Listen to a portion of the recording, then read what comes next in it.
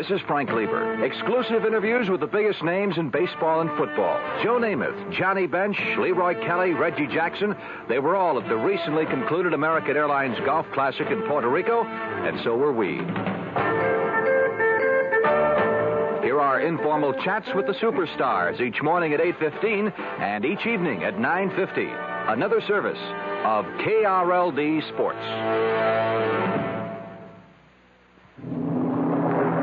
The latest American Research Bureau survey reports KRLD Dallas continues to have more audience than any other Dallas radio station. CBS News. The FBI in Berkeley, California says a search is on for a young couple wanted as possible suspects in the terrorist kidnapping of newspaper heiress Patricia Hearst.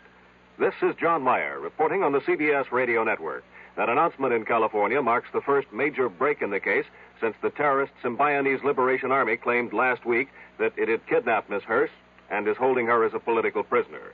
Reporters were given a description of the wanted couple by Thomas Druken, assistant special agent in charge of the San Francisco FBI office.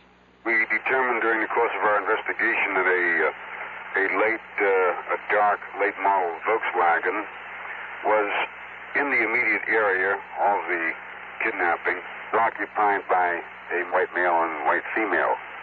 Now, we're merely attempting to locate these individuals as potential witnesses. Druken noted that the FBI already has released drawings of 3 suspects, 2 young black men and a white woman, who invaded Miss Hearst's apartment, attacked her fiancé, and then, firing shots at witnesses, dragged her screaming to a waiting car and drove off. More news in a moment. Oh, hello, Mr. Carlson. And how are you today? Oh, fine, just fine. How about yourself, Gladys? Oh, I'm pretty good, thank you. Good. Now, let's see what we've got here. Toothpaste, razor blades, prunes.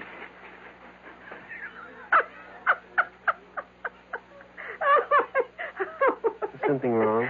Can we have a replacement checker for Gladys on number 5, please? There are still a lot of people who laugh at prunes. But now, quite a few are finding out how good they really are. Because pound for pound, prunes have 8 times the vitamin A of the leading fresh fruit, and more iron, niacin, and vitamin B2 than the 5 leading fresh fruits. They're also a great natural source of quick energy. Oh, I'm sorry to keep you waiting, sir. I'm taking Gladys's place. That's okay. Let me see. Bread, milk, prunes. Oh, boy. California prunes. The funny fruit that does so much for you. Radio Baghdad says warfare has broken out between Iraq and Iran with troops, heavy artillery, and tanks engaged in fighting along the border. Heavy casualties are reported on both sides. Iran lists at least 70 casualties. The Iraqis at least 23 killed or wounded. It's the first such fighting since the 2 countries reinstated diplomatic relations last October after a 5-year break. Radio Baghdad also claims today's clashes were actually the 3rd in 3 weeks, that there was also fighting on January 24th and again last Monday. In Tel Aviv, the Israeli military command confirms 4 Israeli soldiers wounded today in renewed fighting between Syrian and Israeli forces in the Golan Heights.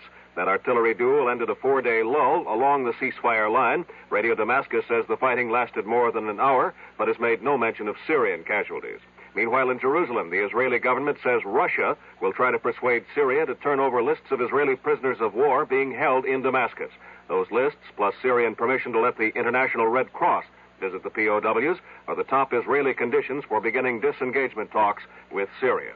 In Amman, a Jordanian army spokesman confirmed today that the Nixon administration has supplied that Arab country with the most sophisticated portable anti-tank missile in the U.S. arsenal. The spokesman identifies the missile as the TOW. Here in Washington, the Pentagon declines comment. In Saigon, the South Vietnamese military command says communist forces have suffered their heaviest battle losses in a single action this year. A spokesman says 81 communist troops were killed in a 2-day battle with government forces in the Central Highlands province of Pleiku. Government losses are placed at 17 killed, 15 wounded. In Cambodia today, communist troops attacked 3 government positions only 8 miles south of the capital, Phnom Penh, and a government spokesman says an army relief column, led by 24 armored personnel carriers, had to retreat when it came under heavy communist fire. Now, this message.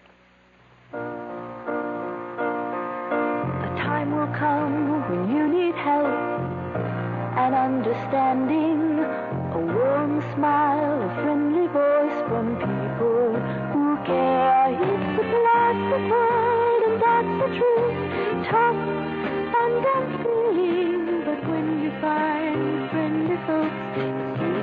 hard to bear. Is there anyone who doesn't respond to a kind word or a friendly face? The answer's obvious. At CIT Financial Services, courtesy and understanding are watchwords. Sure, we make money happen, but we do it quietly, quickly, without embarrassment. So whenever you need a loan, and some kind words to go with it, drop into your nearest CIT office. We'd really like to make money happen for you. CIT makes money happen. We really do. The Nixon administration's energy czar, William Simon, has announced that the major oil companies can now begin refining more gasoline if they have produced enough home heating oil to last out the winter.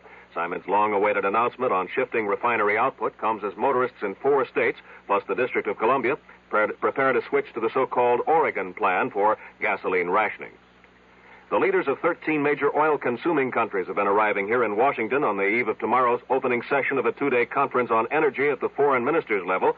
U.S. Secretary of State Henry Kissinger expected to try to persuade his 12 colleagues that they must act in concert with the United States to weather the world oil crisis. This is John Meyer, CBS News. Hello? Hello, Mrs. William Hawk of Anchorage, Alaska. Yes? Hi, Mrs. Hawk. My name is Ted Brown from New York City. And I'm calling ladies in Anchorage, asking if you'd like to have some fun and sing the Campbell Soup jingle. If you do, I'll send you a case of Campbell's chicken with rice soup. Is this really from New York? That's right. Do you know it? Yes, I do. Well, go ahead. Good. Good. Campbell's noodle soup is good. Well, now, you changed the lyric a little bit, but you're going to get the soup anyway. Thank you. You're up there in Anchorage, Alaska, so you know what the cold winters are all about, huh? Right, I sure do. And when that weather leaves you cold, you get good hot Campbell's soup, and that leaves you warm. Yes, sir. It's exciting for me to talk to you, too, by the way. I've never called Anchorage, Alaska. Well, call again. This is really unusual. Thank you very much. Mrs. Hawk, thank you. Bye-bye. The preceding recorded message was selected from random phone calls. The CBS Radio Mystery Theater presents...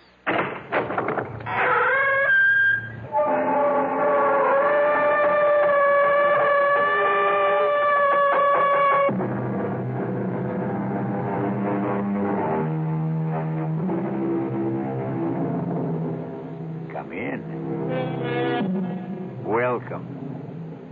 I'm E.G. Marshall. Welcome to the sounds of suspense, to the fear you can hear, to the terrifying world of the imagination. I'm your guide for a journey up a mysterious mountain. Dead Man's Mountain is what it's called. Going is really no problem.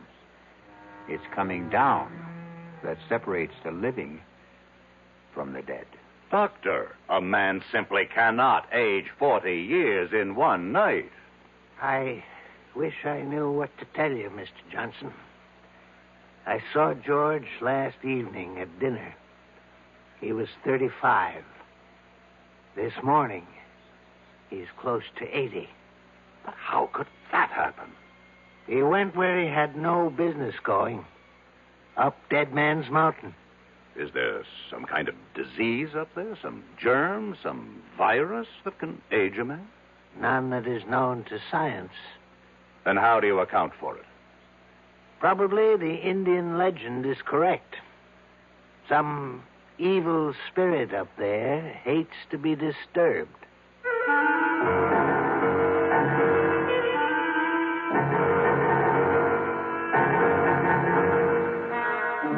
Our mystery drama, Dead Man's Mountain, was written especially for the Mystery Theater by Sam Dan and stars Alan Hewitt. It is sponsored in part by the Kellogg Company, makers of Kellogg's Special K cereal. I'll return shortly with Act One. Hi, son. Hi, Mom. Hi, Dad. Hi, Junior. Kellogg's Special K presents Junior Gives Up.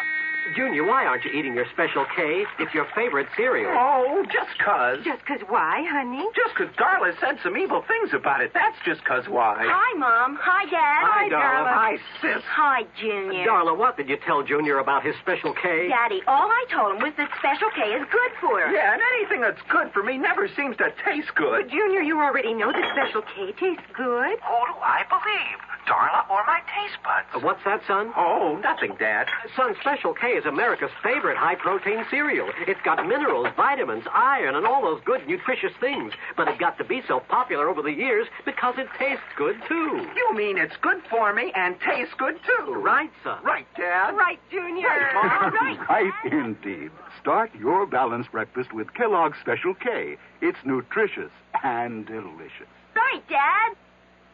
When occasional heartburn or acid indigestion is combined with a gassy, foolish feeling, that's what we call gassed indigestion. Digel is made for gassed indigestion because Digel is different. It does more than plain add acids.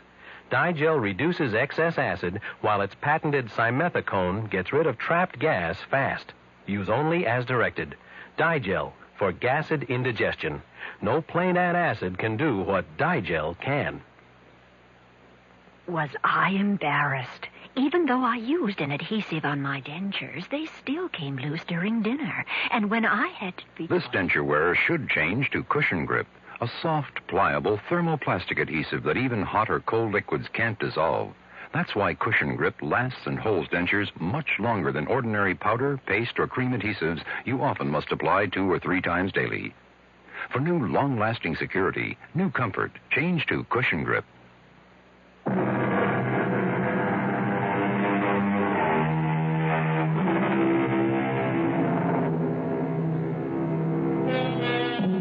R.J. Johnson sits at his desk. Yes, the R.J. Johnson. The mysterious, the remote R.J. Johnson. I better explain that. His ways are mysterious, except when his plans include you. He is remote, except when he wants something from you. Then his presence can become an overwhelming reality. Some say R.J. is the richest man in the world. Some say he's the second, the third, the fourth richest. Does it matter? All we need to know is that on this particular morning, R.J. Johnson sits at his desk, as usual, and is formulating plans to buy or sell what? An industry? A government? Somebody's soul? Parker, I want us to maintain our short position on Consolidated Industries. It's bleeding down steadily, and we should help depress it a bit, too. No, I'm not afraid of anything like that. They won't get a government contract. We can see to it. Pick up National Computer and Starlight Oil. I want our full concentration on those 3. I'll call you back later. Yes, Mrs. Dollard. Come in.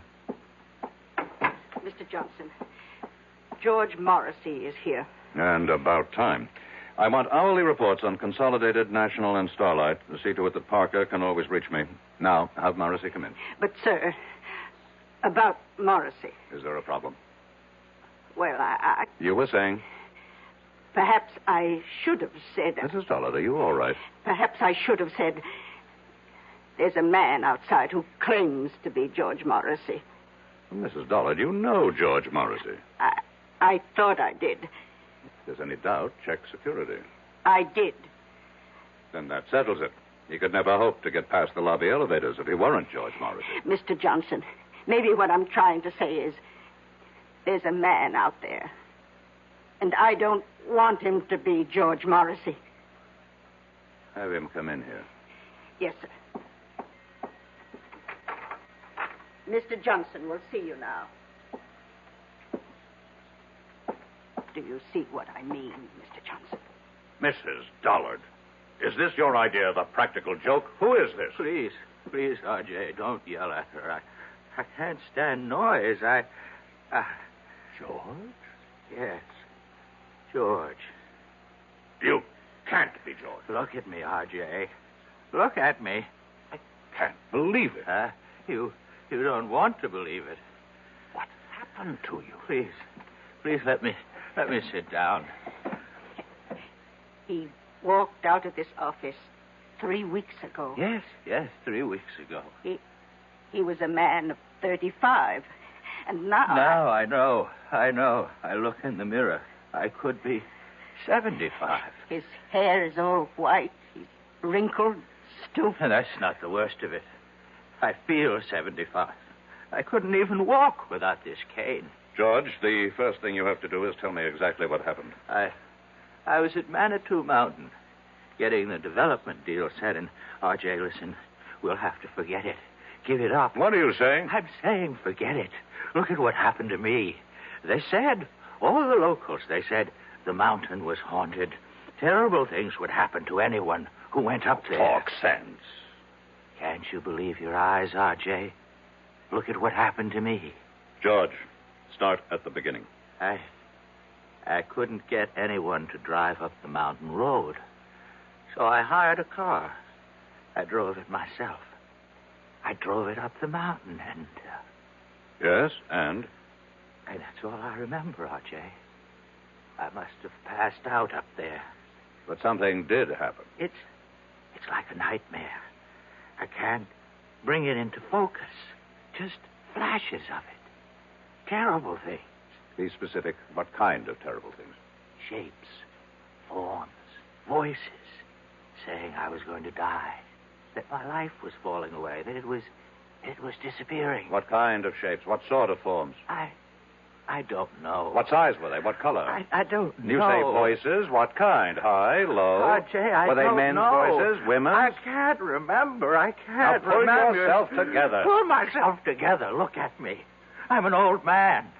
I've been robbed of half my life. Now think. How long did you stay on the mountain? I don't know. Somehow I managed to get the car turned around. I drove back to town. I found a doctor. What's his name? I don't know. What did he say? I can't remember. R.J., I came here to warn you. The mountain, it's haunted. It's cursed. Give up the project. Mrs. Dollard, call Dr. Waterson. No. Doctor can't help me anymore. But I can help you, R.J. Give it up. Give up the project.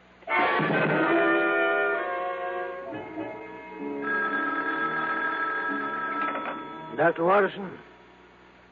Yes. Keep him on fluids, and whatever you do, see that he remains absolutely calm. That was the resident. About George? No change in his condition. Have you checked the local doctor? The one who saw him first? We called him. He reports he treated a man of about 70 for exhaustion.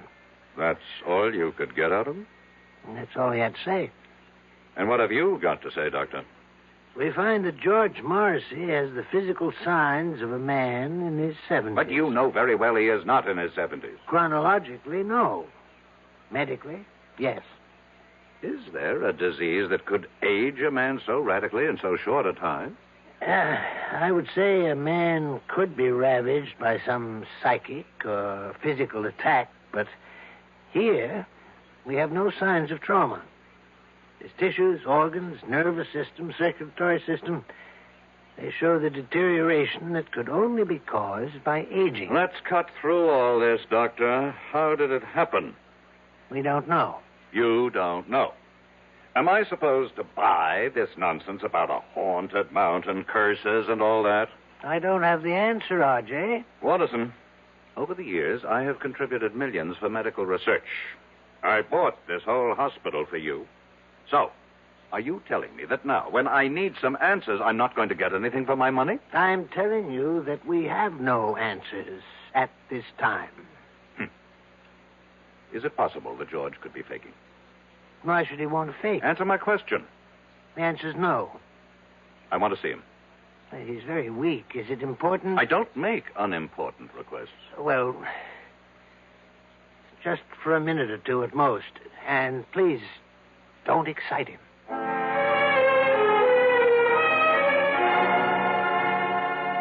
I won the club championship, and I was named third team All-America. George.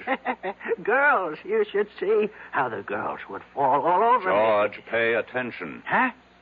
Oh, it's you, R.J. Listen. No, George. Don't try to sit up, but I've got to talk to R.J. Listen, R.J., are you listening? I'm listening. Here's what happens to you up there on the mountain. I remember, you see. Now, I remember. R.J., don't excite him, I please. accept full responsibility. Up there on that mountain, I was told you will lose that which you value most. Told? You say told? How? By whom? I don't know. How can we get anywhere if you keep saying you don't know? Think. R.J., I order you from this room. He's going to die soon anyhow. We have to get that information. R.J., I will call security and have the guards throw you out of here. No, Doctor. No, leave us alone. This is between R.J. and me. What were you told, George? I wasn't really told. It was more like a kind of feeling, an idea that seemed to seep into me. And I realized the most important thing, what mattered most to me, was my body. Talk sense. I'm talking sense, R.J. And I began to lose my body.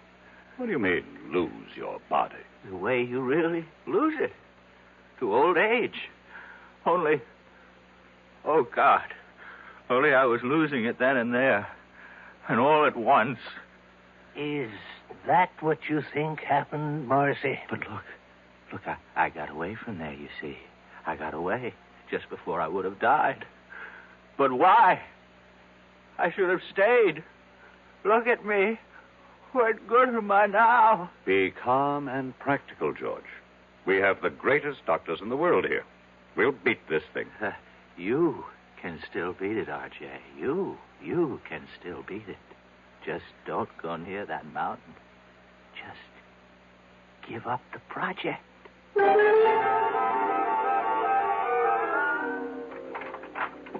You wanted me, Mr. Johnson? Has Parker called while I was out? Yes, sir. He reported in. Consolidated stock is still falling. That's good. National Computer is rising. And Starlight Oil is doing well with the new government. Tell him to increase our holdings. Try 10%. Now, cancel the rest of today and all of tomorrow. Yes, sir. Call Chuck Daly. I want him here in 3/4 of an hour. Sir. What is it? Well, Chuck's about to leave for Florida. His daughter's getting married this afternoon. Tell him he is to fly me up to the Manitou Mountain area. But, Mr. Johnson... Now, what is it, Mrs. Dollard? You can't go up to Manitou Mountain. Why not? You saw what happened. What did happen? You saw George Morrissey. About George Morrissey. Either he caught a disease... But medical science doesn't know of such a disease. Medical science is constantly being surprised. Obviously, someone does not want me to develop the Manitou Mountain Resort Complex. And perhaps they managed to buy George Morrissey. But I would bet my life on George Morrissey. You must never bet your life on anybody, Mrs. Dollard. The nearest town to Manitou Mountain is Lafayette Center. Reserve a room for me there at the motel. But he is George Morrissey. Fingerprints, dental records. Reserve it under the name R.J. Smith. Mr. Johnson, are you going up there alone? You know perfectly well, Mrs. Dollard, that the way to get something done is to do it yourself. But isn't it dangerous for you to go? Mrs. Dollard, I have complete freedom of action because, as you know very well, practically nobody on the outside has the faintest idea of what I look like.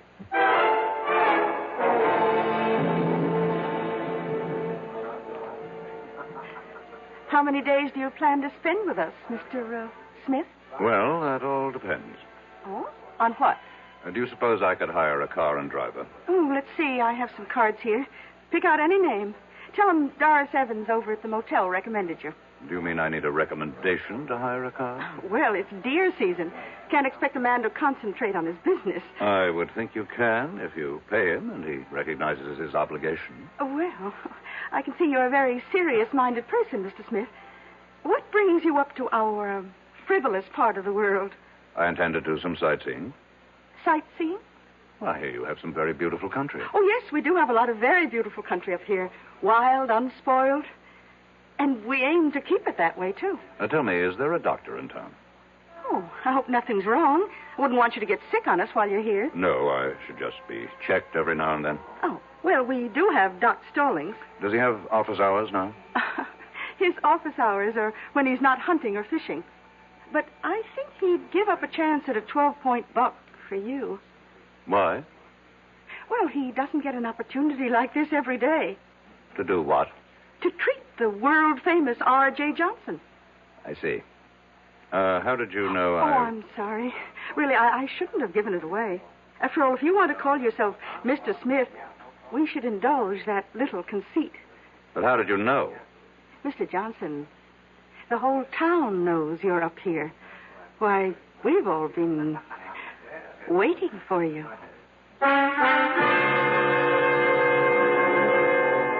We've all been waiting. Waiting for what reason? Had they also been waiting for George Morrissey? And George was only R.J. Johnson's hired man. We'll be back shortly with Act 2. For children growing up in homes without books, there's a special emptiness. A deep-down hunger for the world beyond the street corner or playground. A world where they could grow up to become whatever they want to be. The millions of these children will never find out about that world because they'll never know what they can learn in books unless you help. RIF, Reading is Fundamental, is helping to get millions of books into the hands of these boys and girls. Books they can choose themselves for keeps. And once a child gets into books, there's no stopping him. More than 150 local RIF programs are proving it in communities like yours. Won't you help RIF? Help the children in your community. Write to RIF Incorporated. That's RIF, care of Smithsonian Institution, Washington, D.C., 20560. Give your hand to a friend. Give your heart to your love. But if you're cold, contact, the sooner the better. Hey, I'm back. How's that cold? Rotten. Get the contact? I got everything. Contact, cold tablets, and this liquid. Oh, no. Honey, it's all cold medicine. Well, sure, but it only takes one contact for up to 12 hours continuous relief from sneezy, drips, congestion. For that, I'd need 6 of your cold tablets. 2 every 4 hours. Or 3 ounces of nighttime liquid. 1 every 4 hours. Or just one contact. The tiny time pills do it. Well, it's all cold medicine. Those others contain antipyretic analgesics. The liquid, antitussive, and alcohol. They're not in contact. 6 or 3 or 1. I choose the one contact. Me too. And I'm the one with the cold. Give you cold contact, the sooner the better. 6 or 3 or 1. When you catch a cold, take contact. Only as directed.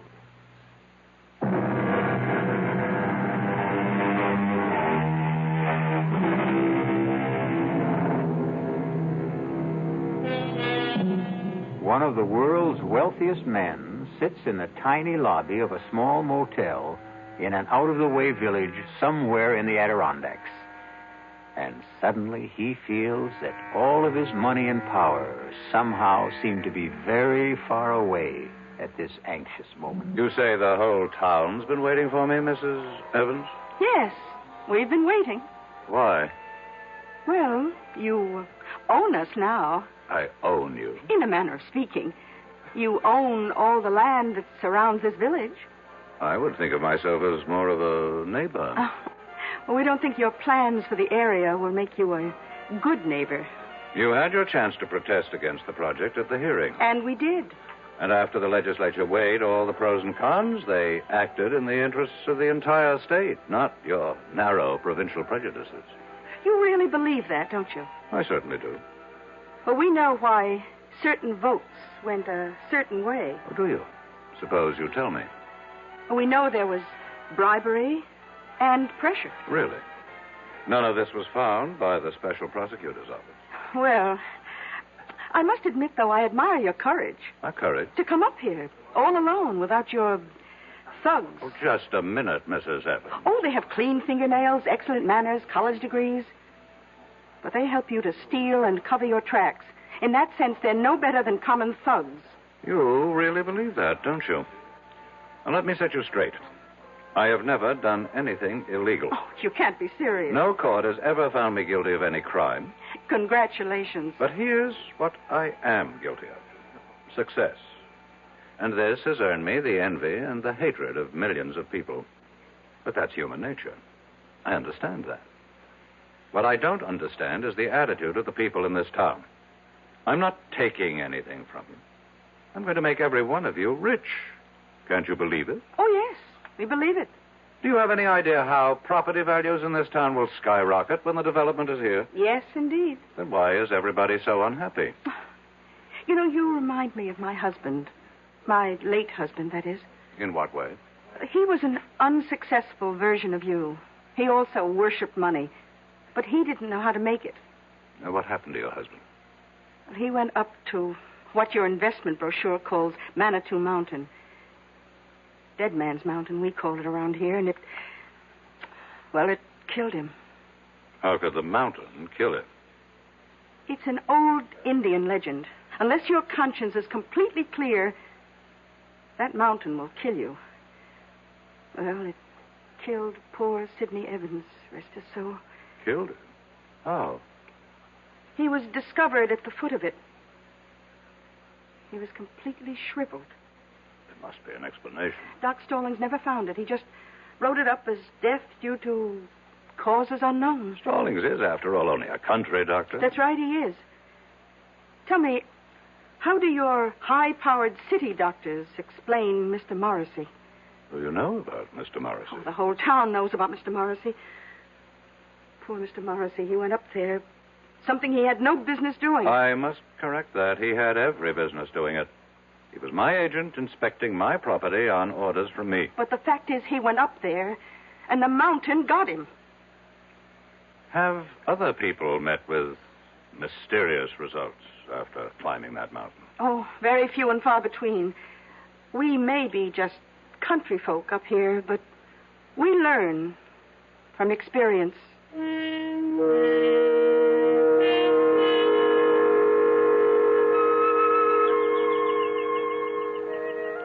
Are you Dr. Stallings? Well, look who's here. They said you'd be out fishing. Well, that's never a bad guess, but it takes two, and the trout won't play. I'd like to talk to you. Sure. I'm willing to pay you for a consultation. Oh, I intend to charge you. Well? Well, what? Well, aren't you going to come up here out of the water? Well, you see, I got my eye out for a certain brown trout. So you just tell me your symptoms, and I'll decide whether I have to examine you. An employee of mine. You treated him recently. George Morrissey. Oh, him. What happened to George Morrissey? Well, I met him at the motel. It was a Thursday night. I go there for dinner whenever Doris Evans serves pot roast. Hey, you're lucky. She's having it tonight. About Mr. Morrissey. Oh, he was a serious kind of fellow. About like you. Same no-nonsense, let's get right down to it attitude. I'm only interested in what happened to Morrissey. What happened? Well, he wanted to hire somebody to drive him up to Dead Man's Mountain. And nobody would do it. That's right. Why? Well, you've been told why by now, I'm sure. I'm asking you why. I'll tell you the same thing. That's impossible. Why is it impossible? Oh, I see what you're thinking. It's all right for the simple-minded hicks up here to swallow that superstitious nonsense, but me, I'm a doctor. A product of a highly sophisticated, specialized education. That's exactly what I'm thinking. Well, think again, because I believe it, too. There has to be a reasonable, logical, rational explanation for what happened to George Morrissey. Oh, there is. He offended the spirit of the mountain. Oh, you consider that reasonable, logical, rational? Would you feel better if I said there's something up in that mountain, a virus, a bacillus, a fungus, which somehow causes immediate aging? It would be a more rational explanation. You mean more acceptable? I want to know what you believe, and I'll pay you for it. I believe the evidence. If you go up there, you can die. But why? Because a great spirit lives up there, and he values his privacy. That's impossible. I saw George Morrissey at dinner one night. A vigorous, athletic-looking man in his 30s. I saw him again the following evening. A broken old man, half dead. And you explain it with this half-baked legend. Well, how do your city doctors, with all their modern facilities, explain it? Your Dr. Watterson, a world-famous diagnostician, he called me. He asked me. This thing has to be cleared up. Why? What's wrong with a nice, quiet mystery? If word of this becomes general, it can destroy the entire project. Uh-huh. Is that bad? Millions of people will be deprived of an opportunity to enjoy healthful recreation in a fresh country environment. But it won't be fresh country, you see. You'll have superhighways and smoke and noise and honky-tonk resorts. I'm convinced that you people are up to something. Well, you tell me what. I don't know. But I assure you, I have the resources to find out. Well, if you ever do, let me know.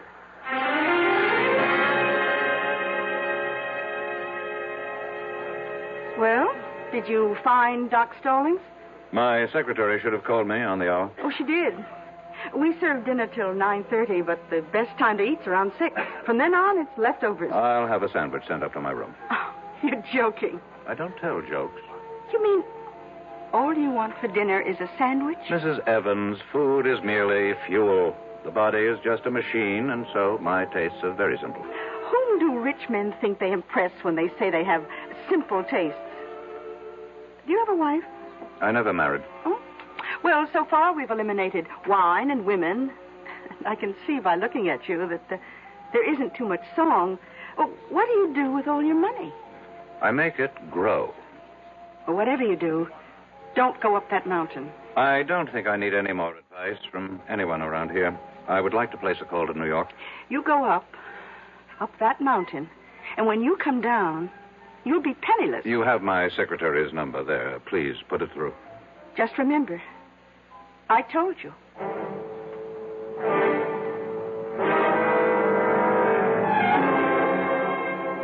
It's exactly 5 minutes past 4, Mrs. Dollard.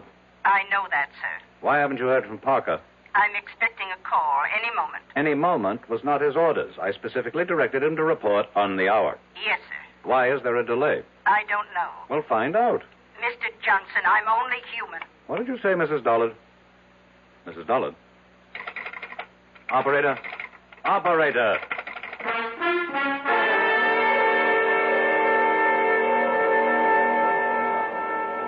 Now, see here, Mrs. Evans. Oh, Mr. Johnson, I was just trying to reach your room. I've been cut off in the middle of a crucial telephone call. Carlotta, the phone company operator, she just told me that we can't get through to New York for a bit. What are you saying? Well, you've seen those signs along the roads. Look out for falling rocks. Well, we just had a pretty good slide on Route 640. But I must talk to New York. A lot of wires are down, but Ed Bailey and his boys will have it fixed before long. Oh, hi, Doc. Hello, Doris. And why does the celebrated R.J. Johnson look so agitated? Well, he can't make a phone call. Oh, my. You know, Mr. Johnson, as a physician, I have a prescription that could keep you healthy and happy for years. Doctor, I'm in no mood for your folksy philosophy. I have to make a phone call. Don't you want to hear my prescription? How long will it take to repair the lines? So, maybe an hour. An hour? Maybe less. I would prescribe the following. Chuck it all, Mr. Johnson. Give it up, settle down here, and marry Doris. Oh, I'm not sure I'd want to marry him, Doc. I'm not out to marry anybody. Oh, why not? What's going on in this town? Are you people crazy? Where's the police station? The police station? Well, we do have a sheriff. Send for him. What do you want the sheriff for? There has to be some kind of plot. Where can I find the sheriff? Oh, you don't have to find him. He's coming in the door right now. Hi, Elwood. Evening, folks. A gentleman here wants to see you, Elwood. Yes, sir. Sheriff, I need your help. That's what we're here for, sir. My name is R.J. Johnson. Pleased to meet you. Sheriff, these people are trying to... Yes, sir? These people are out to do me harm. Which people? Among others, these two. But Doc Stallings here is the greatest guy you'd ever hope to meet. Matter of fact, he takes care of me. And I personally vouch for Doris. She's my sister.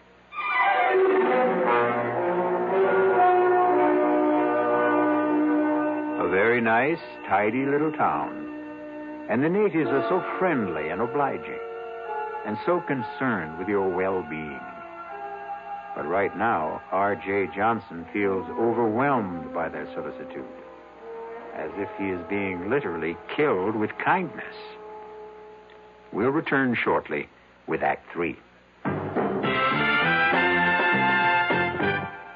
Ever see a beer drinker pour his beer real easy down the side of the glass? Maybe you do it yourself. If so, the Budweiser brewmaster thinks you're missing something, especially if you're a Budweiser drinker. You see, Bud is brewed, so it will kick up a healthy head of foam. Exclusive beechwood aging and natural carbonation make it a lively brew. Well, anyway, pouring Bud plunk down the middle of the glass helps bring out the best in that clean white Budweiser foam and real beer aroma. It also helps you get the full benefit of a taste, smoothness, and drinkability you'll find in no other beer at any price. Remember, brewing beer right does make a difference. Next time, pour that Budweiser right down the middle and see for yourself. Anheuser-Busch, St. Louis. I'm Art Linkletter, and I'd like to talk about something that everybody loves. Babies. Play School has introduced a group of fascinating baby toys. Play School, a Milton Bradley company, has been making toys for generations of preschool children. And their baby toys are just terrific. They're fun and safe. Babies will love the baby action ball. They can grasp it, roll it, shake it, or throw it. The baby mirror of unbreakable stainless steel introduces them to the most important person in the world when they look into the mirror, themselves. The Play School toddler truck is great for baby to scoot around in, and it even has a miniature telephone for baby's first phone calls. My children are grown up now, but if they were babies, I know what I'd want them to have, the Play School baby toys. Your children are going to love making discoveries every day with Play School's new baby toys. And every day is a good day to make a baby happy.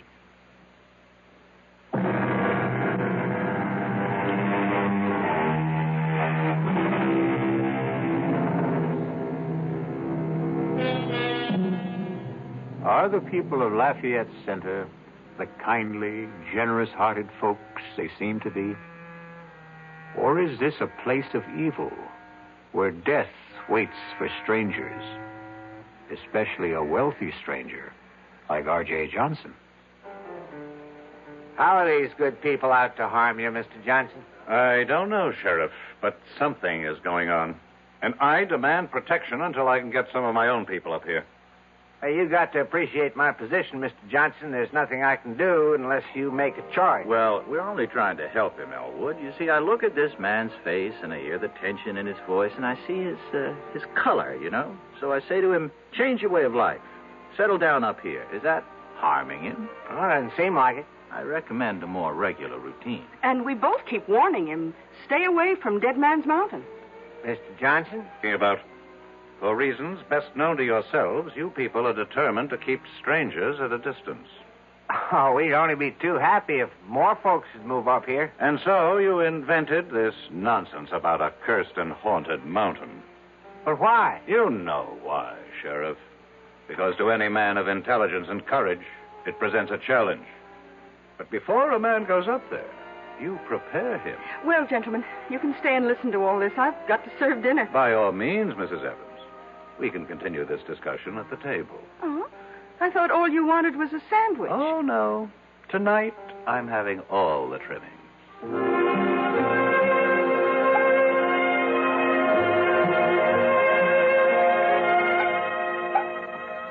Here you are, Mr. Johnson. Thank you. Pot roast, mashed potatoes, peas and carrots. Now, that's a cure for whatever ails you. Hold on. Dr. Stallings, change plates with me, please. Why? It's the same portion. Except I always give you a little bit less, Doc. Would you mind changing plates, Doctor? No, not if you tell me why. Since I'm going up to the mountain, there could be something in this food. A drug, perhaps. Oh, I like that. Very well, Mr. Johnson. Here, have it your way. You say you're going up the mountain? Yes. After all we told you?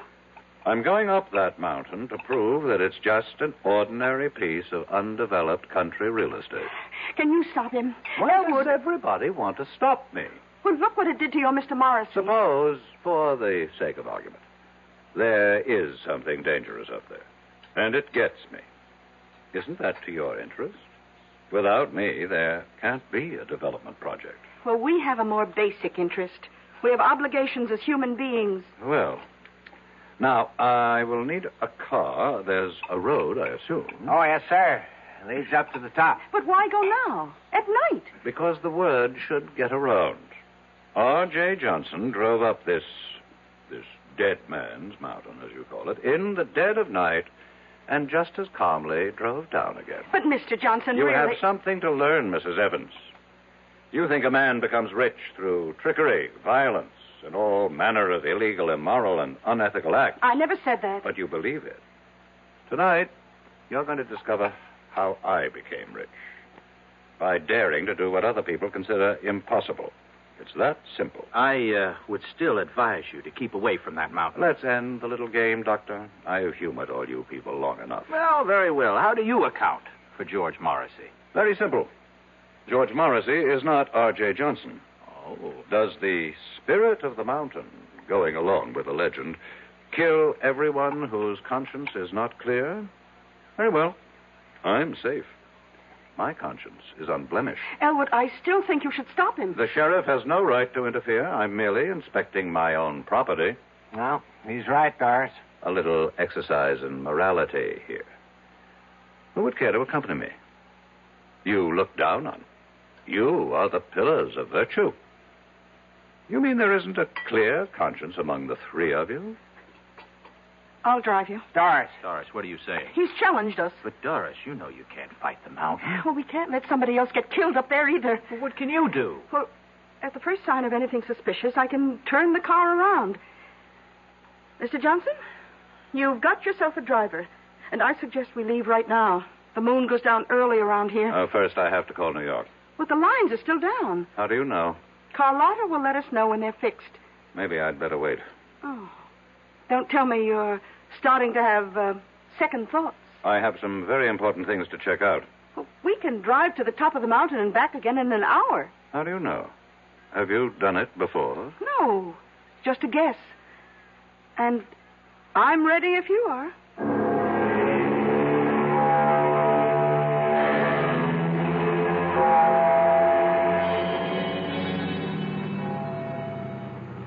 Well?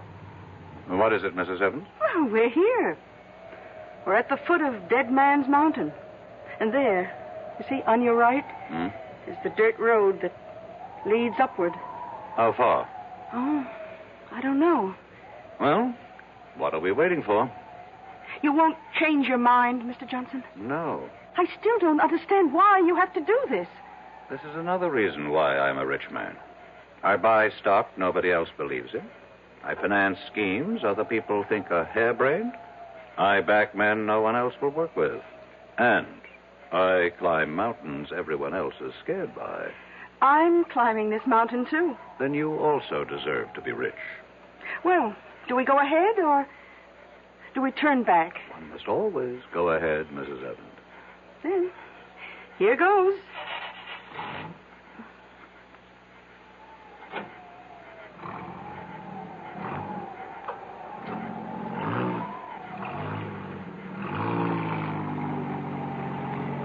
How do you feel, Mrs. Evans? All right. I guess. You guess? How do you feel? I don't have to guess. I know. I feel great. It should be interesting. What? Let's assume all you people are right. This mountain is haunted by a great spirit who strikes down all who have guilt. Which one of us do you suppose he'll strike down? Well, I don't have a guilty conscience. I wonder about that. I heard the doctor say you had a weakness for men with problems. Your late husband. Maybe he didn't have problems. Maybe you had the problem. Well, we all have problems. Stop for a moment. What's the matter? I think I heard somebody. I haven't heard a sound. Listen. R.J., I'll have the security guards throw you out of here. It's Watterson. It's Dr. Watterson. What's he doing up here? Who's Dr. Watterson? He's looking after George Morrissey. I'll throw you out of here. Didn't you hear him? There's no one around but you and me. Now that I think of it, that's a strange way for Watterson to talk to me. He would never have the guts to say that unless he knew something. Look, I think we'd better turn around. No. I think I'm learning something. Watterson, do you know that Watterson is Parker's son-in-law? Well, who's Parker? My administrative assistant. He executes all my orders. Suppose Consolidated Industries is not going down. Suppose it's starting to go up. Suppose Parker is still holding. Oh, come on, Mr. Johnson. Just relax. Huh? Now, if it's too much for you up here, let's turn back. Tell me, Mrs. Evans, how did you know I'd be here? Well, we just assumed. No one told you. Who would tell us? A pilot. My pilot. I didn't even know you had one. He may have been put out because I made him fly me here on his daughter's wedding day. Oh? Well, that really wasn't nice. I pay him enough, but he didn't tell you. No. Listen. I don't hear anything. Just listen. There. I'm only human, Mr. Johnson. I'm only human. Why would she answer me like that if she didn't know something? I don't hear a thing, Mr. Johnson. I'm only human. Let me tell you about her. She's quiet. She's almost mousy. But she's ambitious. I can tell. I've made her a rich woman. She's in on it. She's in on it, too. She and Parker and Morrissey. They worked it out. And you're in on it, too. Me? They wanted me out of the way. And so all of you got together. You worked up this phony scheme. Look, we're going to turn back. Answer the phone. What phone? Answer it. Hello. Hello. Mr. Johnson, I have the latest quote on Consolidated. It's going up. It can't go up. It's gone up 5 points so far. Get Parker. Close it out. Close it out. I can't find Parker. Get him. Mrs. Dollard. Who are you talking to? My secretary. She hung up on me. How could she hang up? There's no phone. Consolidated is going up. But there's no stock market at night. Mr. Johnson, it's going crazy. National computer is going down. Have Parker sell at once. I can't find Parker. Mrs. Dollard. He's gone again. Listen to me, Mr. Johnson. Please, listen. Do you know how much money I've lost so far? Please, listen. You have nothing to be afraid of. It's just a legend. Who can be sure it's true? Oh, sure, we local people push it to scare away developers. I feel weak. As if I lost a lot of blood. Listen, you're R.J. Johnson. You're not to be taken in with this superstitious nonsense. Fight it off. I can't. I'm trying. But all my strength is going. My money. It's disappearing. Your money isn't your strength. It is. I have nothing else. Please, answer the phone for me. I can hardly lift the receiver. The rebel government just nationalized Starlight Oil. What did you say? Mrs. Dollard. Mrs. Dollard. Mr. Johnson, we're leaving. What? It happened. Everything I was afraid of happened. Consolidated went up. National went down. And Starlight... Nothing happened. It's all your imagination. Mr. Johnson. Talk to me. Mr. Johnson.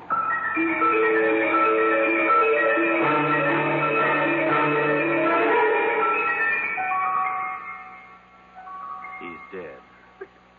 How? Why? Doris, I don't know. There isn't a mark or a sign on him. It's as if all the force and vital energy just left his body. Well, maybe it's all for the best. He was in trouble. Trouble? It was on the news. Some of his holdings went haywire for some reason. 3 big companies. He's out millions. He may have died just in time. The mountain. The mountain. What about the mountain?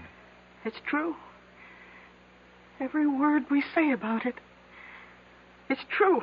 Oh, come on, sis. How can it be true? The mountain killed him. It took away his money. Doris, are you all right? I don't know. I don't know yet. I wonder. What did it do to me?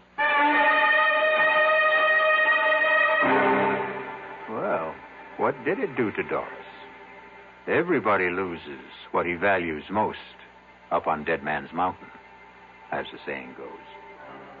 Maybe Doris had fallen in love with R.J., and thus the mountain robbed her, too. I'll be back shortly. Who knows how to help you solve your shopping problems?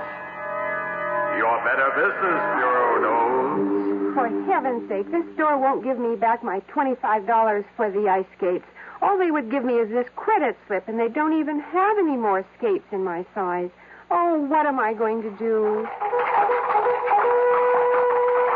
Madam, not all stores make cash refunds on returns, you know. Who are you? I'm the man from the Better Business Bureau.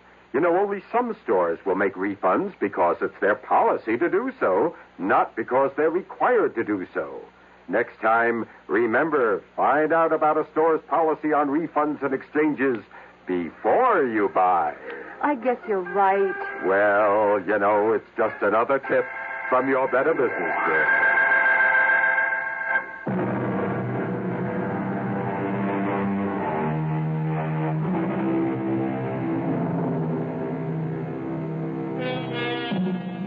Haunted mountains.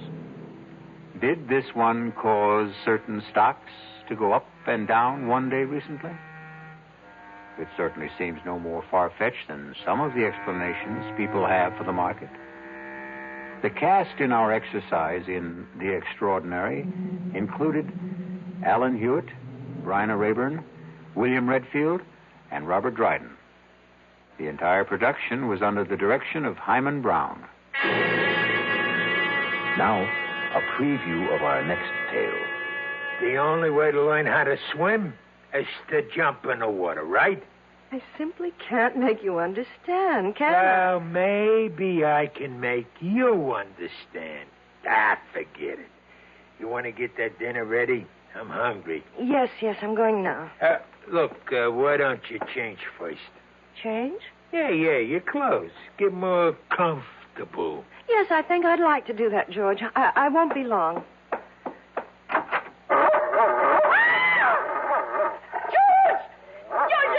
There's a dog on our bed.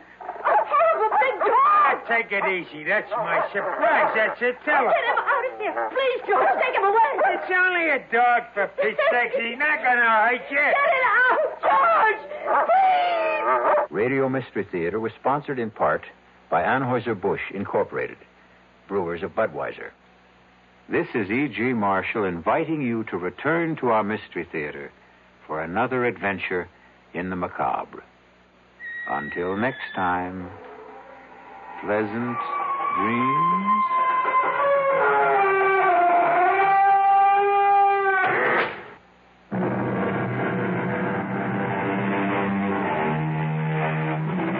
KRLD's Mystery Theater presents 7 thrilling dramas each week.